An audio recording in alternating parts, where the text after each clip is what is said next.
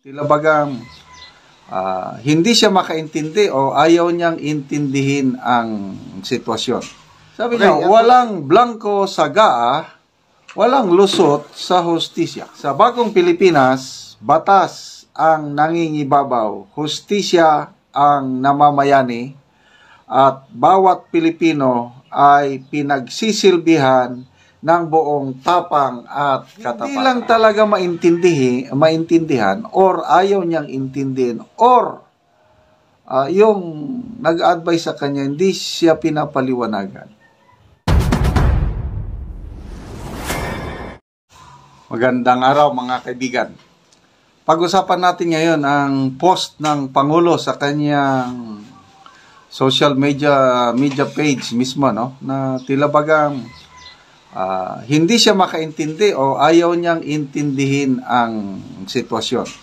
Okay. Post ng Pangulong Marcos, Bongbong Marcos, verified panito may check.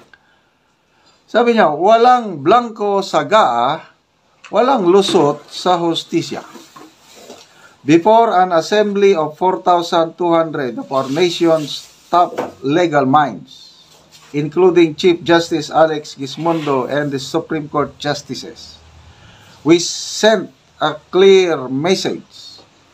Under this administration, every peso in the General Appropriations Act is accounted for and every crime will be punished.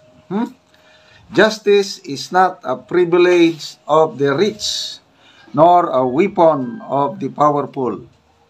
It is a shield of every Filipino.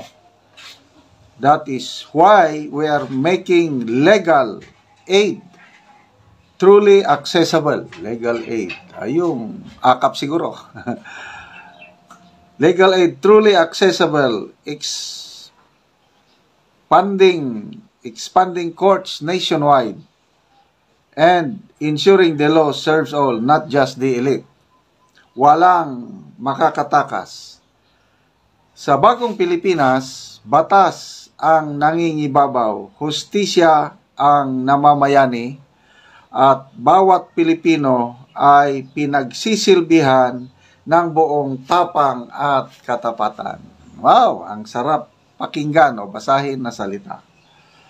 Sa bagong Pilipinas, batas ang nangingibabaw, hustisya ang namamayani, at bawat Pilipino ay pinagsisilbihan ng buong tapang at katapatan. Tanong, naniniwala ba kayo dito?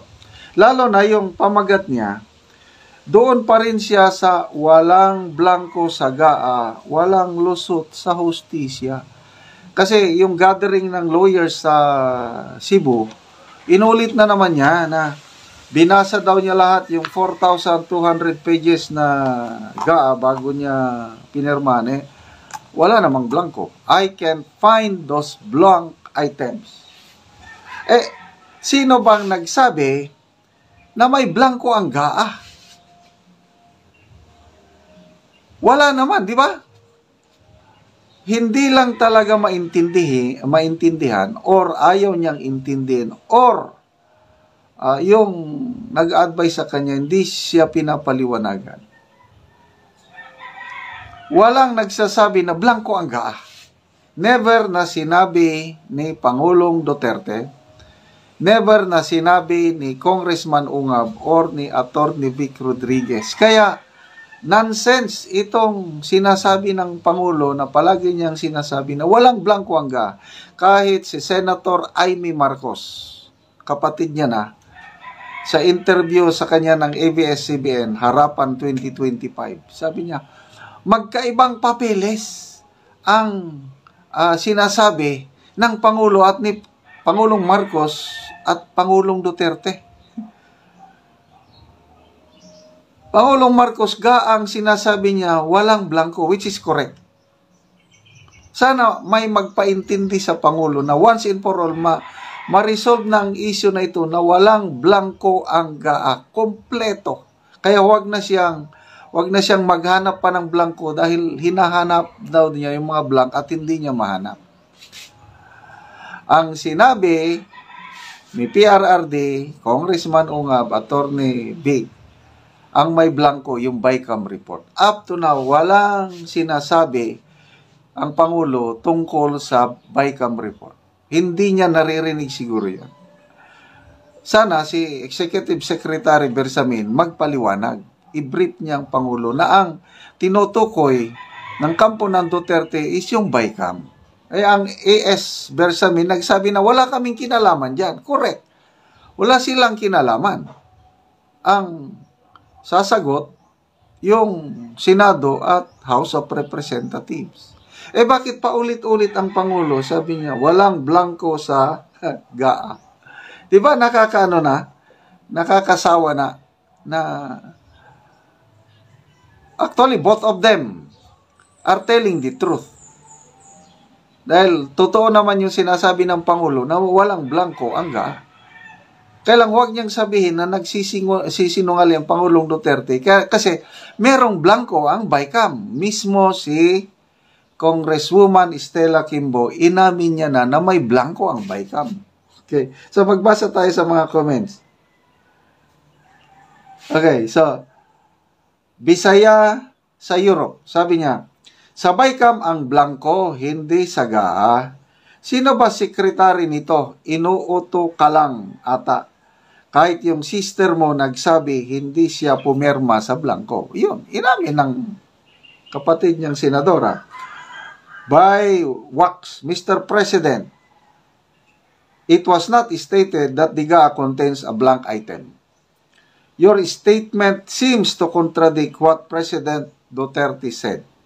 Are you being intellectually dishonest? Or are you simply incapable of understanding the issue?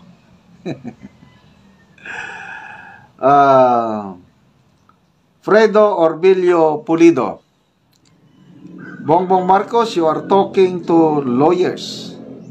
They knew the issue very well. You are always talking about GAA, but the issue was in BICAM. Is it difficult to understand who filled up the blank items there?